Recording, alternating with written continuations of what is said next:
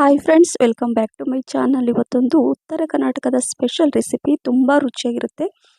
ಈ ಮಡಿಕೆ ಕಾಳಿನ ಪಲ್ಯ ಜೋಳದ ರೊಟ್ಟಿ ಜೊತೆ ತಿಂತಾ ಇದ್ರೆ ರಿಯಲಿ ಒಂಥರ ಎಷ್ಟು ಹೆಲ್ದಿ ಅಂದರೆ ಈ ರೆಸಿಪಿ ಗ್ಲೂಟನ್ ಫ್ರೀ. ಈ ಜೋಳದ ರೊಟ್ಟಿ ತುಂಬ ರುಚಿಯಾಗಿರುತ್ತೆ ಮತ್ತು ಆರೋಗ್ಯಕ್ಕೂ ತುಂಬ ಒಳ್ಳೆಯದು, ಮತ್ತು ವೆಯ್ಟ್ ಲಾಸ್ ಮಾಡೋರಿಗೂ ಕೂಡ ಇದು ತುಂಬ ಒಳ್ಳೆಯದು ಅಂತ ಹೇಳ್ಬೋದು. ಹಾಗಾಗಿ ಕೆಲವೊಂದು ಸಲ ನೀವು ಈ ರೀತಿ ಮಾಡಿ ತಿನ್ನಿ, ಕೆಲವೊಂದು ಸಲ ಏನು ದಿನ ಮಾಡಿ ತಿನ್ನಿ ಅಂತ ಹೇಳ್ತಾ ಇದ್ದೀನಿ ನಾನು. ಸೊ ನೋಡಿ, ಈ ಥರ ನಾನು ಬಿಸಿ ಬಿಸಿ ಜೋಳದ ರೊಟ್ಟಿ ಜೊತೆ ಈ ಮಡಿಕೆ ಕಾಳಿನ ಪಲ್ಯ, ಅದು ನಮ್ಮ ಉತ್ತರ ಕರ್ನಾಟಕದ ಸ್ಪೆಷಲ್ ಈ ಪಲ್ಯ ಮತ್ತು ಈ ರೊಟ್ಟಿ. ಸ್ವಲ್ಪ ಈರುಳ್ಳಿ, ಹಸಿಮೆಣಸಿನ್ಕಾಯಿ, ಅದ್ರ ಜೊತೆ ಸ್ವಲ್ಪ ಮೊಸರು ಇದ್ಬಿಟ್ರೆ ಆಹಾ, ಅಮೃತಕ್ಕೆ ಸಮಾನ ಅಂತ ಹೇಳ್ಬೋದು. ಹಾಗಾಗಿ ಮಿಸ್ ಮಾಡದೆ ಮಾಡಿ, ತುಂಬ ರುಚಿಯಾಗಿರುತ್ತೆ ಅಂತ ಹೇಳ್ತಾ ಬನ್ನಿ ಯಾವ ರೀತಿ ಮಾಡೋದು ಅಂತ ನೋಡೋಣ. ಈಗ ಇಲ್ಲಿ ನಾನು ಮಡಿಕೆ ಕಾಳು, ಇಲ್ಲಿ ನೋಡಿ 1 ಕಪ್ಪಷ್ಟು ಅಂದರೆ ಒಂದು 1/4 ಕೆಜಿಯಷ್ಟು ನಾನು ಮಡಿಕೆ ಕಾಳನ್ನು ಇಲ್ಲಿ ನೋಡಿ ಇದನ್ನು ಮೊದಲು ನೀಟಾಗಿ ತೊಳೆದು ಈಗ ಇದನ್ನು ನಾನು ನೆನೆಸ್ಲಿಕ್ಕೆ ಇಡ್ತೀನಿ. ಮೊದಲು ಒಂದು ನೈಟ್ ಫುಲ್ಲು ನೆನೆಸಬೇಕು. ಆ ನಂತರ ನೀರೆಲ್ಲ ತೆಗೆದ್ಬಿಟ್ಟು ನಾನು ಅಂದರೆ ಈ ಮಡಿಕೆ ಕಾಳನ್ನು ಮೊಳಕೆ ತೆಗೆಸ್ಬಿಟ್ಟು ಇಟ್ಕೊಂಡಿದ್ದೀನಿ. ತೋರಿಸ್ತೀನಿ ಯಾವ ರೀತಿ ಅಂತ. ನೋಡಿದ್ರಲ್ಲ, ಇದೇ ರೀತಿಯಾಗಿ ತೊಳೆದು ಸ್ವಲ್ಪ ನೀರು ಹಾಕಿ ನಾನು ಇಟ್ಟು ನೆಕ್ಸ್ಟ್ ಡೇ ಇದನ್ನು ನೀರೆಲ್ಲ ತೆಗೆದು ನಾನು ಈ ರೀತಿ ಮಡಿಕೆ ಅಂದರೆ ಈ ಮೊಳಕೆನ ನಾನು ತೆಗೆದಿಟ್ಟಿದ್ದೆ. ನೋಡಿ ಇಷ್ಟ ಆಗಿದೆ.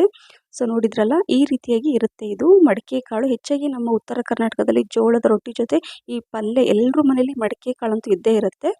ಸೊ ನೋಡಿದ್ರಲ್ಲ, ಈಗ ಇದನ್ನು ಸೈಡಲ್ಲಿ ಇಟ್ಕೊಂಡು ಇಲ್ಲಿ ಒಂದು ಪಾತ್ರೆ ನಾನು ಅಂದರೆ ಗ್ಯಾಸ್ ಮೇಲೆ ಇಟ್ಟಿದ್ದೀನಿ. ಅದು ಸಿಮ್ಮಲ್ಲೇ ಇಟ್ಟಿರ್ತೀನಿ. ಸ್ವಲ್ಪ ಬಿಸಿ ಆಗೋದ್ರೊಳಗೆ 2 ಇಲ್ಲಿ ಈರುಳ್ಳಿ ನಾನು ಕಟ್ ಮಾಡಿ ಇಟ್ಕೊಂಡಿದ್ದೀನಿ. ಹಾಗೆ ಒಂದು 7ರಿಂದ 8 ಎಸಳು ಬೆಳ್ಳುಳ್ಳಿ. ಸೊ ನೋಡಿ, ಈ ಕಲ್ಲಿದೆ ಅಲ್ವಾ, ನಾನು ಅಮ್ಮನ ಮನೆಗೆ ಹೋಗ್ತೀನಲ್ವ ಕಾರವಾರ, ನಮ್ಮ ಮನೆ ಹಿಂದೆ ಹಳ್ಳ ಇದೆ. ಸೊ ಹಳ್ಳದಿಂದ ಈ ಕಲ್ಲು ತಂದಿದ್ದೆ. ನನಗೆ ಇದು ಈ ಥರ ಬೆಳ್ಳುಳ್ಳಿನೆಲ್ಲ ಜಜ್ಜಲಿಕ್ಕೆ ಯೂಸ್ ಆಗುತ್ತೆ. ಸೊ 4ರಿಂದ 5 ಟೀ ಸ್ಪೂನಷ್ಟು ಎಣ್ಣೆ ಹಾಕ್ಕೊಂಡೆ. ಎಣ್ಣೆ ಬಿಸಿ ಆದಮೇಲೆ ಸಾಸಿವೆ, ಜೀರಿಗೆ, ಸ್ವಲ್ಪ ಇಂಗು, ಕರಿಬೇವು ಸೊಪ್ಪು ಕೂಡ ನಾನು ಹಾಕಿದ್ದೀನಿ. ನಂತರ ಈ ಜಜ್ಜಿರುವಂತಹ ಈ ಬೆಳ್ಳುಳ್ಳಿ, ಸೊ ಇದನ್ನೆಲ್ಲ ಹಾಕಿ ಸ್ವಲ್ಪ ಕಲರ್ ಚೇಂಜ್ ಆದಮೇಲೆ ಈಗ ಏನು ಮಾಡಬೇಕಂದ್ರೆ ಹೆಚ್ಚಿರುವಂಥ ಈರುಳ್ಳಿ ಇದನ್ನು ಅಷ್ಟೇ ಹಾಕ್ಕೊಂಡು 1 ನಿಮಿಷ ಚೆನ್ನಾಗಿ ಮೀಡಿಯಮ್ ಫ್ಲೇಮಲ್ಲಿ ಇದನ್ನು ಸ್ವಲ್ಪ ಹಸಿ ವಾಸನೆ ಹೋದ್ಮೇಲೆ ಒಂದು ದೊಡ್ಡ ಗಾತ್ರದ ಟೊಮೆಟೊ ನಾನು ಹೆಚ್ಚಿಬಿಟ್ಟು ಇಟ್ಕೊಂಡಿದ್ದೆ, ಅದನ್ನು ಇದರಲ್ಲಿ ಹಾಕ್ಕೊಂಡಿದ್ದೀನಿ. ಸೊ ಈಗ ಸ್ವಲ್ಪ ಅರಿಶಿನ, ಅರ್ಧ ಟೀ ಸ್ಪೂನಷ್ಟು ಧನಿಯಾ ಪುಡಿ, ಅರ್ಧ ಟೀ ಸ್ಪೂನಷ್ಟು ಜೀರಿಗೆ ಪುಡಿ, 2 ಟೀ ಸ್ಪೂನಷ್ಟು ಅಚ್ಚ ಖಾರದ ಪುಡಿ, ನಂತರ ಸ್ವಲ್ಪ ರುಚಿಗೆ ತಕ್ಕಷ್ಟು ಉಪ್ಪನ್ನು ಹಾಕ್ಕೊಂಡು ಇದು ಅಷ್ಟೇ ಒಂದು ಸ್ವಲ್ಪ ಹೊತ್ತು ಇದೆಲ್ಲ ಸ್ವಲ್ಪ ಇದರಲ್ಲಿ ಮಿಕ್ಸ್ ಮಾಡ್ಕೋಬೇಕು. ನಂತರ ಈ ಥರ ಮಿಕ್ಸ್ ಮಾಡ್ಕೊಂಡ ನಂತರ ಏನು ನಾನು ಮಡಿಕೆ ಕಾಳು ಇಟ್ಟಿದ್ದೀನಲ್ವ, ಈ 1 ಕಪ್ಪಷ್ಟು ನೋಡಿದ್ರಲ್ಲ, ಸೊ ಇದನ್ನು ಈಗ ಇದರಲ್ಲಿ ಹಾಕ್ತಾಯಿದ್ದೀನಿ. ತುಂಬ ಸಿಂಪಲ್ ಇದು ಪಲ್ಯ, ಮತ್ತು ರುಚಿ ಮಾತ್ರ ತುಂಬ ಚೆನ್ನಾಗಿರುತ್ತೆ. ಹೈ ಪ್ರೋಟೀನ್ ರೆಸಿಪಿ ಅಂತ ಹೇಳ್ಬೋದು. ಮೊಳಕೆ ಕಾಳನ್ನು ಈ ಥರ ನಾವು ಮಾಡಿಬಿಟ್ಟು ಪಲ್ಯ ಮಾಡಿದರೆ ನಮ್ಮ ಆರೋಗ್ಯಕ್ಕೆ ತುಂಬಾ ಒಳ್ಳೆಯದು. ಬೆಳೆಯುವ ಮಕ್ಕಳಿಗೆ ಎಲ್ಲರಿಗೂ ಮತ್ತು ಪ್ರೋಟೀನ್ ಕೊರತೆ ಇರುತ್ತೆ ಅಂತ ತುಂಬ ಜನ ಹೇಳ್ತಿರ್ತಾರೆ. ಸೊ ಇದನ್ನು ಈ ರೀತಿಯಾಗಿ ಮಾಡಿ ತಿನ್ನಿ. ಈಗ ಅದನ್ನು ಹಾಕಿ ಮಿಕ್ಸ್ ಮಾಡಿದ ನಂತರ 1 ಗ್ಲಾಸಷ್ಟು ನೀರನ್ನು ಹಾಕ್ಕೊಂಡು ಇದನ್ನು ಚೆನ್ನಾಗಿ ಇನ್ನೊಂದ್ಸಲ ಮಿಕ್ಸ್ ಮಾಡ್ತಾಯಿದ್ದೀನಿ. ಸೊ ನೋಡಿದ್ರಲ್ಲ, ಸೊ ಈಗ ಏನು ಮಾಡಬೇಕಂದ್ರೆ ನಾನು 1 ಗ್ಲಾಸಷ್ಟು ನೀರು ಹಾಕಿದ್ದೀನಿ. ಸೊ ಈಗ ಮೀಡಿಯಮ್ ಫ್ಲೇಮಲ್ಲೇ ಇದನ್ನು ಒಂದು 5ರಿಂದ 6 ನಿಮಿಷ ಇದನ್ನು ಬೇಯಿಸಲಿಕ್ಕೆ ಇಡಬೇಕು. ನೋಡಿ, ಎಷ್ಟು 1 ಗ್ಲಾಸ್ ನೀರು ಹಾಕಿದ್ದೆ, ಈಗೆಲ್ಲ ಸ್ವಲ್ಪ ಆ ನೀರೆಲ್ಲ ಹೀರ್ಕೊಂಡಿದೆ ಪಲ್ಯ. ಸೊ ಪರ್ಫೆಕ್ಟಾಗಿ ಈ ಪಲ್ಯ ಆಗಿದೆ. ಈಗ ಏನು ಹಾಕಬೇಕು ಅಂದರೆ ಇದರಲ್ಲಿ ಸ್ವಲ್ಪ ನಾನು ಹೆಚ್ಚಿರುವಂಥ ಕೊತ್ತಂಬರಿ ಸೊಪ್ಪು ಕೂಡ ಹಾಕ್ಕೊಳ್ತಾ ಇದ್ದೀನಿ. ಸೊ ಕೊತ್ತಂಬರಿ ಸೊಪ್ಪು ಹಾಕಿದ ನಂತರ ಈಗ ಇಲ್ಲಿ ಉತ್ತರ ಕರ್ನಾಟಕದಲ್ಲಿ ಹೆಚ್ಚಾಗಿ ಪಲ್ಯಗಳಿಗೆಲ್ಲ ಈ ಪೌಡ್ರ್ ಅಂದರೆ ಈ ಹುಚ್ಚೆಳ್ಳಿನ ಪೌಡ್ರು ಯೂಸ್ ಮಾಡ್ತೀವಿ ನಾವು ಹೆಚ್ಚಾಗಿ. ಹಾಗಾಗಿ ಇದನ್ನು ನಾವೊಂದು ನೋಡಿ 2 ಮುಷ್ಟಿಯಷ್ಟು ಅಂದರೆ ಒಂದು 7ರಿಂದ 8 ಟೀ ಸ್ಪೂನಷ್ಟು ಇದರಲ್ಲಿ ಹಾಕ್ಕೊಳ್ತಾ ಇದ್ದೀನಿ. ನೈಗರ್ ಸೀಡ್ಸ್ ಪೌಡರ್ ಇದು. ಸೊ ನೋಡಿ, ಇದನ್ನು ಹಾಕ್ಕೊಂಡು ಮಿಕ್ಸ್ ಮಾಡ್ಕೋಬೇಕು. ಜಸ್ಟ್ ಒಂದು 30 ಸೆಕೆಂಡ್ ಇದನ್ನು ಮಿಕ್ಸ್ ಮಾಡಿಕೊಂಡು ಗ್ಯಾಸ್ ಫ್ಲೇಮನ್ನು ಆಫ್ ಮಾಡಿದರೆ ಈ ಬಿಸಿ ಬಿಸಿ ಉತ್ತರ ಕರ್ನಾಟಕದ ಸ್ಪೆಷಲ್ ಮಡಿಕೆ ಕಾಳಿನ ಈ ಪಲ್ಯ ರೆಡಿ ಆಯಿತು. ನೋಡಿದ್ರಲ್ಲ ಫ್ರೆಂಡ್ಸ್, ತುಂಬ ಚೆನ್ನಾಗಿರುತ್ತೆ. ಸೊ ಹಾಗಾಗಿ ಇದನ್ನು ಮಿಸ್ ಮಾಡದೆ ಒಮ್ಮೆ ಮಾಡಿ, ನಿಮ್ಮ ಫೇವ್ರೆಟ್ ರೆಸಿಪಿ ಆಗಿಬಿಡುತ್ತೆ. ಇದನ್ನು ಈಗ ಗ್ಯಾಸ್ ಫ್ಲೇಮನ್ನು ಆಫ್ ಮಾಡಿ ಸೈಡಲ್ಲಿ ಇಟ್ಕೊಂಡಿದ್ದೀನಿ. ಇಲ್ಲಿ 1 ಗ್ಲಾಸಷ್ಟು ನಾನು ನೀರನ್ನು ಬಿಸಿ ಮಾಡಲಿಕ್ಕೆ ಇಟ್ಟಿದ್ದೀನಿ ಒಂದು ಪಾತ್ರೆಯಲ್ಲಿ. ಇದು ಜೋಳದ ಹಿಟ್ಟು, ಒಂದು ಅರ್ಧ ಕಪ್ಪಷ್ಟು ನಾನು ಹಾಕ್ಕೊಳ್ತಾ ಇದ್ದೀನಿ. ಜಸ್ಟ್ ಇದು ಬರೀ ಜೋಳದ ಹಿಟ್ಟು, ಇದರಲ್ಲಿ ಅಕ್ಕಿ ಏನು ಮಿಕ್ಸ್ ಇಲ್ಲ. ಓನ್ಲಿ ಜವಾರ್ ಫ್ಲೋರ್ ಅಂದರೆ ಜೋಳದ ಹಿಟ್ಟನ್ನು ಮಾತ್ರ ಯೂಸ್ ಮಾಡ್ತಾ ಇರೋದು, ಯಾಕಂದರೆ ಜೋಳದ ರೊಟ್ಟಿ ಮಾಡ್ತಾಯಿದ್ದೀನಿ. ಚೆನ್ನಾಗಿ ಕುದೀತಾ ಇರೋ ನೀರನ್ನು ಇದರಲ್ಲಿ ಹಾಕ್ಕೊಂಡು 1 ಸ್ಪೂನಿಂದ ಈ ರೀತಿಯಾಗಿ ಮಿಕ್ಸ್ ಮಾಡ್ಕೋಬೇಕು. ನೀರು ಅಂದರೆ ತಣ್ಣಗಿರೋ ನೀರನ್ನು ಯೂಸ್ ಮಾಡಬಾರ್ದು. ನೋಡಿ, ಮತ್ತೆ ಇನ್ನೊಂದು ಸ್ವಲ್ಪ ನೋಡಿಕೊಂಡು ನೀರು ಎಷ್ಟು ಬೇಕೋ ಅಷ್ಟು ಸ್ವಲ್ಪ ಹಾಕ್ಕೊಂಡು ಇದನ್ನು ಚೆನ್ನಾಗಿ ಈ ರೀತಿಯಾಗಿ ಈ ಥರ ನಾನು ತೋರಿಸ್ತಾ ಇದ್ದೀನಲ್ಲ, ಇದೇ ರೀತಿಯಾಗಿ ಮಾಡ್ಕೋಬೇಕು. ಸೈಡಲ್ಲಿ ನಾನು ಹಂಚು ಕೂಡ ಇಟ್ಟಿದ್ದೀನಿ, ಜೋಳದ ರೊಟ್ಟಿ ಮಾಡೋ ಹಂಚದ್ದು. ಸೊ ಹಂಚು ಬಿಸಿ ಆಗ್ತಾ ಇರುತ್ತೆ. ಇಲ್ಲಿ ಒಂದು ಪಾತ್ರೆ ಸ್ವಲ್ಪ ತಣ್ಣೀರು ಹಾಕ್ಕೊಂಡಿದ್ದೀನಿ. ಅದನ್ನು ಸ್ವಲ್ಪ ಅವಶ್ಯಕತೆ ಇದ್ದರೆ ಮಾತ್ರ ಸ್ವಲ್ಪ ನೀರು ಕೈಯಲ್ಲಿ ಸಿಮ್ಸ್ಕೊಂಡು ಈ ಥರ ಗಟ್ಟಿಯಾಗಿ ಹಿಟ್ಟನ್ನು ಕಲಿಸ್ಕೊಂಡಿದ್ದೀನಿ ನೋಡಿ. ಇದು ಈ ರೀತಿಯಾಗಿ ಕಲಿಸ್ಕೊಂಡ್ಬಿಟ್ರೆ ಫಟಾಫಟ್ ಅಂತ ಜೋಳದ ರೊಟ್ಟಿ ತಟ್ತಾ ಇದ್ದರೆ ರಿಯಲಿ ತುಂಬ ಚೆನ್ನಾಗಿರುತ್ತೆ. ಕೆಲವರು ತಟ್ಟಲ್ಲ, ನಾನು ಹೆಚ್ಚಾಗಿ ಈ ರೀತಿ ತಟ್ಟಿಬಿಟ್ಟೆ ಮಾಡೋದು, ರುಚಿ ಚೆನ್ನಾಗಿರುತ್ತೆ. ಸ್ವಲ್ಪ ಕೆಳಗಡೆ ಒಣ ಹಿಟ್ಟನ್ನು ಹಾಕ್ಕೊಂಡು ನಾನು ಜೋಳದ ರೊಟ್ಟಿನ ತಟ್ತಾ ಇದ್ದೀನಿ. ಹಂಚು ಕೂಡ ಬಿಸಿ ಆಗ್ತಾ ಇರುತ್ತೆ. ಆದರೆ ಹಂಚು ತುಂಬ ಬಿಸಿ ಇರಬೇಕು, ಕರೆಕ್ಟಾಗಿ ಹಂಚು ಕಾದಿರಬೇಕು ಈ ಜೋಳದ ರೊಟ್ಟಿನ ನಾವು ಬೇಯಿಸಲಿಕ್ಕೆ. ಸೊ ನೋಡಿದ್ರಲ್ಲ ಫ್ರೆಂಡ್ಸ್, ನಾನು ಈ ರೀತಿಯಾಗಿ ಜೋಳದ ರೊಟ್ಟಿನ ತಟ್ತಾ ಇದ್ದೀನಿ. ತುಂಬ ಚೆನ್ನಾಗಿ ಬರುತ್ತೆ.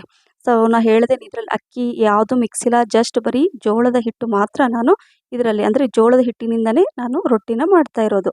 ಸೊ ಹಾಗಾಗಿ ಇದು ಗ್ಲೂಟನ್ ಫ್ರೀ ಮತ್ತು ಹಿಟ್ಟು ಅಥವಾ ಗ್ಲೂಟನ್ ಫ್ರೀ ರೆಸಿಪಿ ಅಂತ ಹೇಳ್ಬೋದು. ಈಗ ತಣ್ಣೀರನ್ನು ಇಟ್ಕೋಬೇಕಾಗತ್ತೆ. ಸೊ ಒಂದು ಬಟ್ಟೆನ ಇಟ್ಕೊಂಡು ನೀರನ್ನು ಅದ್ಬಿಟ್ಟು ಅದರಲ್ಲಿ ಈ ಥರ ಸ್ಪ್ರೆಡ್ ಮಾಡಬೇಕು. ನಾನು ಮಾಡಿದ್ನಲ್ವ ಆ ರೀತಿ ಜಸ್ಟ್ ಒಂದು 30 ಸೆಕೆಂಡ್ ನಂತರ ಅದನ್ನು ಈ ರೀತಿ 2 ಕಡೆ ಬೇಯಿಸ್ಕೋಬೇಕು. ಉಲ್ಟಾ ಮಾಡಿ ಹಾಕಬೇಕು. ಯಾಕಂದರೆ ಹಸಿ ಇರುತ್ತಲ್ವ, ಅದನ್ನು ಉಲ್ಟಾ ಮಾಡಿ ಹಾಕಿಬಿಟ್ಟು ಅದು ಬೇಯೋದ್ರೊಳಗೆ ನಾನು ಮತ್ತೆ ಸೇಮ್ ಅದೇ ರೀತಿ ಇನ್ನೊಂದು ರೊಟ್ಟಿನ ತಟ್ಬಿಟ್ಟು ಇಟ್ಕೊಳ್ತೀನಿ. ಬೇಗನೆ ಆಗುತ್ತೆ. ಹಾಗಾಗಿ ನಾನು ಜಾಸ್ತಿ ಜೋಳದ ರೊಟ್ಟಿ ಇದೇ ರೀತಿ ತಟ್ಬಿಟ್ಟು ಮಾಡೋದು. ನೋಡಿ, ಈ ರೀತಿಯಾಗಿ ಆ ಕಡೆ ಬೇಯಿಸ್ತಾ ನಾನು ಈ ರೊಟ್ಟಿನ ತಟ್ಕೊಂಡು ಇಟ್ಕೊಳ್ತಾ ಇದ್ದೀನಿ. ಈ ರೀತಿ ಅಡುಗೆ ನನ್ನ ಹಸ್ಬೆಂಡ್ಗೆ ತುಂಬಾ ಇಷ್ಟ ಆಗುತ್ತೆ, ಮಕ್ಕಳಿಗೂ ಕೂಡ ತುಂಬ ಇಷ್ಟ ಆಗುತ್ತೆ. ಹಾಗಾಗಿ ಹೆಚ್ಚಾಗಿ ನಾನು ಇದನ್ನು ರಾತ್ರಿ ಊಟಕ್ಕೆ ನಾನು ಮಾಡೋದು. ನೋಡಿದ್ರಲ್ಲ, ಈ ರೀತಿಯಾಗಿ ನಾನು ರೊಟ್ಟಿನ ತಟ್ಬಿಟ್ಟು ಸೇಮ್ ನಿಮ್ಗೆ ತೋರಿಸಿದ್ನಲ್ಲ ಅದೇ ರೀತಿಯಾಗಿ ಎಲ್ಲ ರೊಟ್ಟಿನ ನಾನು ಈ ಹಂಚಲ್ಲಿ ಹಾಕ್ಬಿಟ್ಟು ಸ್ವಲ್ಪ ಅಂದರೆ ಬಟ್ಟೆ ನೀರಲ್ಲಿ ಡಿಪ್ ಮಾಡಿಬಿಟ್ಟು ಈ ರೀತಿಯಾಗಿ ಸ್ಪ್ರೆಡ್ ಮಾಡಬೇಕೆಲ್ಲ. ಸೊ ಮಾಡಿದ ನಂತರ ಈಗ ಈ ರೀತಿಯಾಗಿ 2 ಕಡೆ ಚೆನ್ನಾಗಿ ಬೇಯಿಸ್ಕೋಬೇಕು. ತುಂಬ ಚೆನ್ನಾಗಿ ಬಂದಿದೆ ರೊಟ್ಟಿ. ಸೊ ಸೈಡಲ್ಲಿ ಈ ರೀತಿಯಾಗಿ ಎಲ್ಲ ಕಡೆ ಹಸಿ ಇರಬಾರ್ದು ಅಂಥೇಳಿ ನಾನು ಈ ರೀತಿಯಾಗಿ ಬೇಯಿಸ್ಕೊಳ್ತಾ ಇದ್ದೀನಿ. ಇದನ್ನು ನೀವು ಸಾಫ್ಟಾಗೂ ಮಾಡ್ಕೋಬೋದು ರೊಟ್ಟಿ, ಅಥವಾ ಖಡಕ್ ಬೇಕು ಅಂದರೆ ತುಂಬ ತೆಳು ಮಾಡ್ಕೊಂಡು ಸ್ವಲ್ಪ ಲೋ ಫ್ಲೇಮಲ್ಲಿ ಕೂಡ ಬೇಯಿಸ್ಕೋಬೋದು. ನೋಡಿ, ಈ ರೀತಿಯಾಗಿ ಯಾವ ಥರ ಉಬ್ಬಿ ಬರ್ತಾ ಇದೆ ನೋಡಿ. ರೊಟ್ಟಿ ತುಂಬ ಸಾಫ್ಟಾಗಿರುತ್ತೆ, ಹತ್ತಿ ಥರ ಇರುತ್ತೆ. ಸೊ ಹಾಗಾಗಿ ಗೊತ್ತೇ ಆಗಲ್ಲ ಎಷ್ಟು ರೊಟ್ಟಿ ತಿಂತೀರಾ ಅಂತ. ನೋಡಿ, ಎಲ್ಲ ರೊಟ್ಟಿನ ನಾನು ಇದೇ ರೀತಿಯಾಗಿ ಮಾಡಿಟ್ಟಿದ್ದೀನಿ. ಇಷ್ಟೆಲ್ಲ ರೊಟ್ಟಿ ಆಯಿತು ನೋಡಿ ಅಲ್ವಾ. ಇದು ರೊಟ್ಟಿ ಬುಟ್ಟಿ ಇದು. ಸೊ ಇದರಲ್ಲಿ ನಾನು ರೊಟ್ಟಿ ಮಾಡಿದರೆ ಇದರಲ್ಲಿ ಹಾಕೋದು. ಸೊ ರೊಟ್ಟಿ ಕೂಡ ರೆಡಿ ಆಯಿತು. ಹಾಗೆ ಈ ಪಲ್ಯ ಕೂಡ ನಾನು ಮಾಡಿ ಇಟ್ಟಿದ್ದೆ ಅಲ್ವಾ. ಸೊ ಈಗ ಊಟಕ್ಕೆ ರೆಡಿ ಆಯಿತು. ಸೊ ಹಾಗಾಗಿ ಮಿಸ್ ಮಾಡದೆ ಈ ರೆಸಿಪಿ ಮಾಡಿ ಫ್ರೆಂಡ್ಸ್. ನಾನು ಇದೇ ರೀತಿಯಾಗಿ ಬಡಿಸೋದು ನೋಡಿ. ಅಂದರೆ ರೊಟ್ಟಿ ಈ ಥರ 2 ರೊಟ್ಟಿ ತೊಗೊಂಡು ಈ ಥರ ನಾವು ಕಟ್ ಮಾಡಿ ಊಟಕ್ಕೆ ನಾವು ಈ ಥರ ಕೊಡೋದು. ತುಂಬ ಅಂದರೆ ಈಸಿ ಆಗುತ್ತೆ ತಿನ್ನಲಿಕ್ಕೆ, ನೋಡಲಿಕ್ಕೂ ಚೆನ್ನಾಗಿರುತ್ತೆ.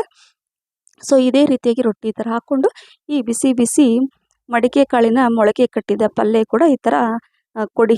ಎಷ್ಟು ರೊಟ್ಟಿ ತಿಂತಾರೆ ಅಂತಲೇ ಗೊತ್ತಾಗಲ್ಲ. ಹಾಗಾಗಿ ಅದ್ರ ಜೊತೆ ಸ್ವಲ್ಪ ಈರುಳ್ಳಿ ಮತ್ತು ಸ್ವಲ್ಪ ಹಸಿಮೆಣ್ಸಿನ್ಕಾಯಿ, ಮೊಸರು, ಪರ್ಫೆಕ್ಟ್ ಥಾಲಿ ರೆಡಿ ಆಯಿತು. ಸೊ ಈ ರೆಸಿಪಿ ನಿಮಗೆ ಇಷ್ಟ ಆಗಿದ್ದರೆ ಲೈಕ್, ಶೇರ್, ಕಮೆಂಟ್ಸ್ ಮತ್ತು ಸಬ್ಸ್ಕ್ರೈಬ್ ಮಾಡೋದನ್ನು ಮರಿಬೇಡಿ. ನಿಮ್ಮ ಫ್ರೆಂಡ್ಸ್ ಮತ್ತು ಫ್ಯಾಮಿಲಿ ಕೂಡ ಶೇರ್ ಮಾಡಿ. ನನ್ನ ಫೇಸ್ಬುಕ್ ಪೇಜ್ ಕೂಡ ಫಾಲೋ ಮಾಡಿ ಅಂತ ಹೇಳ್ತಾ ಇದ್ದೀನಿ ಫ್ರೆಂಡ್ಸ್. ನೋಡಿದ್ರಲ್ಲ, ಈ ರೊಟ್ಟಿ ಜೊತೆ ಈ ಪಲ್ಯ, ಆಹಾ ಏನು ರುಚಿ ಅಂತೀರಾ. ತಿಂತಾ ಇದ್ರೆ ರಿಯಲಿ ತಿಂತಾನೆ ಇರ್ತೀರ ಅಂತ ಹೇಳ್ತಾ ಮತ್ತೆ ಇನ್ನೊಂದು ಹೊಸ ರೆಸಿಪಿ ಜೊತೆ ಸಿಗ್ತೀನಿ. ಅಲ್ಲಿವರೆಗೂ thank you for watching. Bye, take care.